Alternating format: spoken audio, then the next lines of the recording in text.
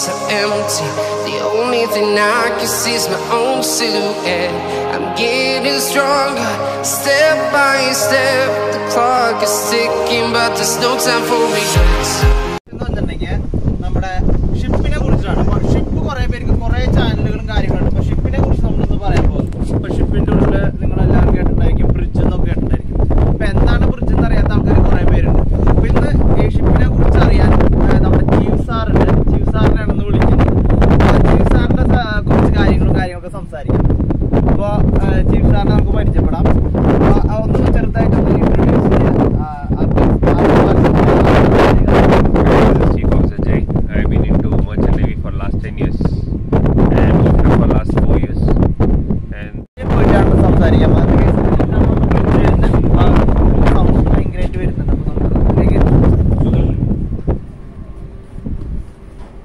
Sudarshan, left your right.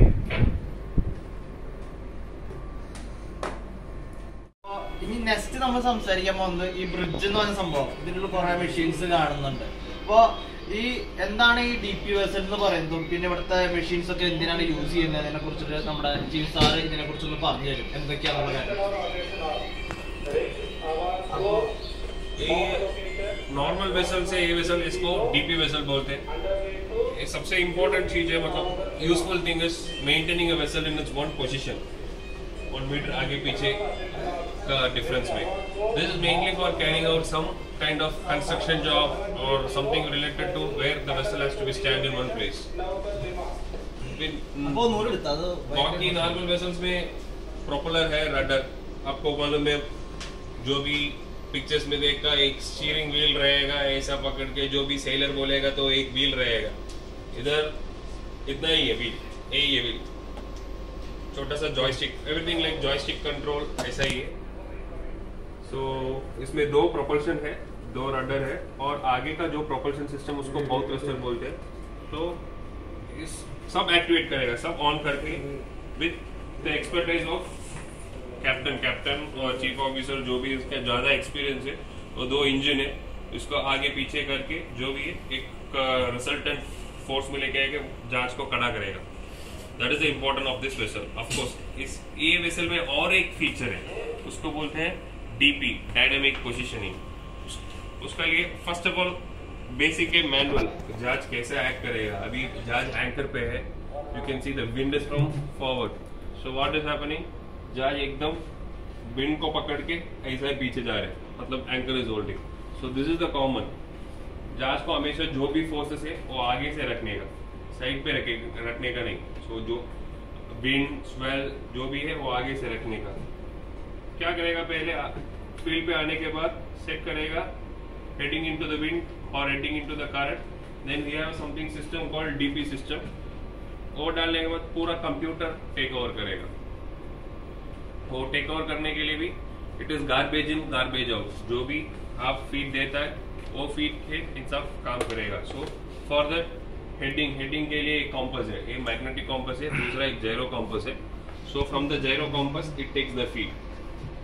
And GPS is very important. GPS, without GPS we cannot do anything. Earlier days they were using this sextant, now it is only GPS. So gyro and GPS feed is given to the DP system. From the DP system joystick है, उसको पकड़ के आप वो position hold कर सकते हैं. तो DP शिप में काम करने के लिए एक DP कोर्स भी है और उसका DPC टाइम भी है. Over the years आपको DP सर्टिफाइड ऑफिसर लाइसेंस मिलेगा. എല്ലാവർക്കും ഇത്തിരി മനസ്സിലായിട്ടുണ്ടാവും വിചാരിക്കാം. കുറെ കാര്യങ്ങൾ മനസ്സിലായിട്ടില്ല എന്നറിയാം. കുറച്ച് ഷിപ്പിലുള്ള ആൾക്കാർക്ക് ഈ വേർഡ്സ് ഒക്കെ മനസ്സിലായിട്ടെന്ന് വിചാരിക്കുന്നു. അപ്പൊ നമുക്ക് നെക്സ്റ്റ് അറിയേണ്ട കാര്യം എന്നുണ്ടെങ്കിൽ ഇപ്പൊ നമ്മള് ഈ ബ്രിഡ്ജിൽ നിൽക്കുന്നു. കുറെ പേര് പറഞ്ഞിട്ട് സെയിലിംഗിന്റെ സമയത്ത് ഫുൾ ടൈം ഇതിപ്പോ നിങ്ങൾ വീഡിയോയിൽ മാക്സിമം ഉള്ള ലൈറ്റ് ഓഫ് ആയിട്ടുള്ള രീതിയിലായിരിക്കും. ഈ ലൈറ്റ് ഓണും ഓഫും തമ്മിലുള്ള ഒരു കണക്ഷൻ കുറെ പേര് പറയാറുണ്ട്. കുറെ സമയത്ത് ലൈറ്റ് ബ്രിഡ്ജിന്റെ ഫുൾ ലൈറ്റ് ഓഫ് ആയിരിക്കും, കുറെ സമയത്ത് ലൈറ്റ് ഓൺ ആയിരിക്കും. എന്താണ് അതിന്റെ ബേസിക്കലി ആള് തമിഴ്നാട്ടിൽ നിന്നാണ്. അപ്പൊ അതുകൊണ്ട് നമ്മൾ മലയാളം പറഞ്ഞ കുറച്ചൊക്കെ ആൾക്ക് മനസ്സിലാവും. ബട്ട് ആള് മാക്സിമം ഇംഗ്ലീഷിലും ഹിന്ദിയിലാണ് ആൻസർ പറയുന്നത്. അപ്പൊ ആള് പറഞ്ഞത് അതിന് എന്താണ് മെയിൻ ആയിട്ടുള്ള കാര്യം എന്നുള്ളത്. लाइट का कुछ ज़्यादा नहीं है. Main thing is normal. अभी क्या है, अभी डे टाइम है, everything is visible. Important thing है जहाज पे सब पहले इम्पोर्टेंट है. Any at a time bridge पे 2 आदमी रहेगा, एक ऑफिसर, दूसरा एक ये भी बोलते वो lookout. Important thing is that watching out, अगर कुछ टारगेट है, फिशिंग बोट है, लैंड है, लाइट फीचर्स, लाइट आउट, ये सब देखने के लिए आदमी रहेगा। नाइट टाइम क्या होता है, नाइट टाइम अभी पूरा ब्रिज को पूरा लाइट स्विच ऑफ करेगा, क्योंकि फ्रॉम ए लाइट ऑन करेगा ना, बाहर कुछ दिखता नहीं। It is the window bridge, window बोलते हैं। So night time we used to keep the bridge as minimum इतना डार्क रखेगा। डार्क मतलब एक 15-20 मिनट्स में आपका जो भी आई पावर है, मतलब आई कॉन्ट्रास्ट है, वो सेट हो जाता है। First 15 minutes 20 minutes, that's why night time the moment आदमी वॉच पे आता है तो थोड़ा सेटल होने के लिए 15-20 मिनट्स टाइम लगेगा। उसके बाद जितना भी इक्विपमेंट्स है उसका एलईडी लाइट्स और कॉन्ट्रास्ट डिमर मिनिमम करेगा, main thing. Then we just watch for the lookout, because night time बाहर पूरा अंधेरा रहेगा और जो भी जहाज है, जहाज के बाहर भी एक एक लाइट लगाएगा। वो इंटरनेशनल कोड ऑफ सिग्नल करके है, उसमें कौन सा जहाज क्या लाइट डिस्प्ले करने का बाहर से हमको वो पता चलेगा। मतलब ग्रीन साइड, ग्रीन लाइट दिखेगा तो वो जहाज का राइट साइड है, लेफ्ट साइड रेड लाइट दिखेगा। तो हमको पता चलेगा अगर आगे एक जहाज है उसका ग्रीन लाइट दिखा रहा है, हमको मालूम पड़ेगा वो जहाज का starboard side mean right side दिखा रहा है, वो जहाज ऐसा जा रहा है। That is important of light, बहुत इंपॉर्टेंट चीज़ है नेविगेशन ऑफिसर के लिए। एंड अंदर का लाइट भी है, बाहर का भी लाइट भी है, बहुत इंपॉर्टेंट फैक्टर। और दूसरी बात, अभी आपको कम्युनिकेशन, इधर तो कम्युनिकेशन एक बार्ग से दूसरा बार्ग के लिए, अभी हम लोग मैक्सिमम कम्युनिकेशन कैसे करते हैं इधर इम्पोर्टेंट थिंग है, एक सेपरेट कोर्स भी है। पहले था एक रैंक था इधर रेडियो ऑफिसर करके, जो भी रेडियो इक्विपमेंट है जहाज पे, बहुत इम्पोर्टेंट चीज़ है जहाज पे कम्युनिकेशन क्लियर होना चाहिए। इंटरनल कम्युनिकेशन जैसा आप लैंड पे देखा, पुलिस वाले पे छोटा छोटा वॉकी टॉकी है, वो जो भी है, ऐसा अपने पास भी वॉकी टॉकी है, रेडियो है, ऐसा रेडियो है। This is for internal communication. अपना जहाज भी समथिंग अराउंड 8 पीसेस भी है, सबको जो भी है वॉच पे जाएगा, ये लेके जाएगा और अभी उसको बुलाना तो इससे बुला सकते।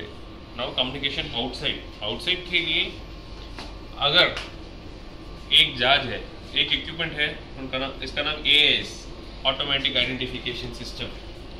ये इक्विपमेंट क्या करेगा, जो भी वेसल विद इन 50-60 मिनट्स उसका नाम बताता है।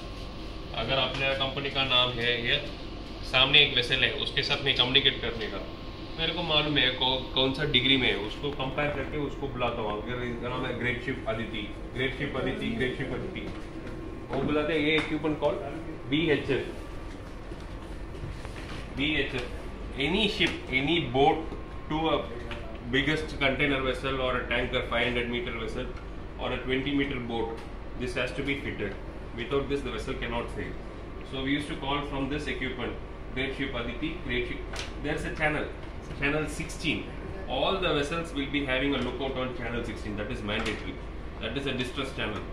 So in that we will call in the channel, but will not talk in the channel. We'll tell them Great Ship Aditi, this is Neptune, come to channel 10. Then वो channel change करेगा, वो भी वो channel change करेगा, हम भी वो channel change करेगा। जो भी communication उसके साथ कर सकते हैं। ये communication line of sight और within 50 miles। उसके बाद communication करने का ये communication console, GMDSS console। ये भी एक टाइप का रेडियो इक्विपमेंट है। Something around 1000 miles, 800 miles, 900 miles भी ये कम्युनिकेशन कर सकते हैं, पर इतना क्लियर नहीं होगा। नाउ अभी technology last I have started since 10 years at sea. अभी all the ships are having normal mail system. We have a satellite connection. We have an antenna, satellite receiving an antenna. From there normal जो भी अपना घर पे modem है, जैसा ही modem है, all the lines are fitted, satellite phone है और मेल सिस्टम है, जहाज का ईमेल आईडी है एंड जहाज का फ़ोन नंबर है। इधर से आउटगोइंग इनकमिंग भी कर सकते हैं और मेल भी कर सकते हैं। बहुत एक्सपेंसिव है। तो अभी हम लोग को अभी बहुत टाइम हो गया, सबको बहुत डिस्टर्ब कर रहा है, तो काम तो सबका काम तो कंटिन्यूस चलता रहेगा। അമ്മാരൊക്കെ ഇത്ര ടൈം, അല്ലെങ്കിൽ നമുക്ക് വേണ്ടി, ഇനി ഹിന്ദിയിൽ പറയണ്ടല്ലോ, അപ്പോൾ നമുക്ക് വേണ്ടി ഇത്ര സമയം സാറ് നമ്മളോട് വളരെയധികം സഹകരിച്ചു, വളരെയധികം നമ്മൾ സപ്പോർട്ട് ചെയ്തു കുറച്ച് കാര്യങ്ങൾ ഇൻഫോർമേഷനായിട്ട്. അപ്പോൾ നമ്മൾ ഈ വീഡിയോ ഇതോടുകൂടി അവസാനിപ്പിക്കുകയാണ്. അപ്പോൾ സാറിന് വളരെയധികം നന്ദിയുണ്ട് അപ്പോൾ നമ്മുടെ ഈ വീഡിയോയിൽ പങ്കെടുത്തതിനും പിന്നെ നമ്മളോട് കാര്യങ്ങൾ ഇൻഫോർമേഷൻ ഷെയർ ചെയ്തതിനും. അപ്പോൾ thank you. Thanks a lot. One thing, if you want to join Merchant Navy, please know what you are doing. जो भी कॉलेज चूज करने का अच्छा सा कॉलेज चूज करो, एजेंट्स के पास मत जाओ, कैंपस पे सेलेक्ट जाओ, डोंट गो बिहाइंड एजेंट्स. और if you are 100% 200% want to come to Merchant Navy,